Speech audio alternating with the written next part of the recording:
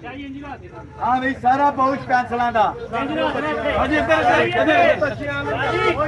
हाजी इधर कर दियो शाजी और शाजी इधर शाजी पहले मैं बोले और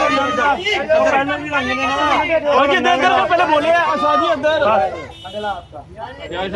शाजी हाजी मुकम्मल कैंडल सेट है मुकम्मल डब्बा पैक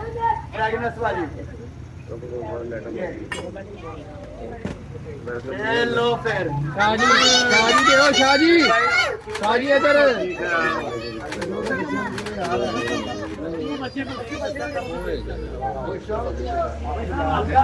बेटा ये किलो में मलाई कितने की जाएगी किलो में आपको जाएगी 937 रुपए की सुनो 5-5 हज़ार रुपए की नफे की बिकती है 4-4 हज़ार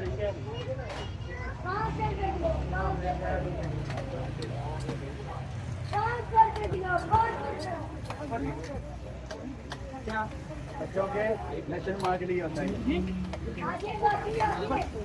हाँ जी चलो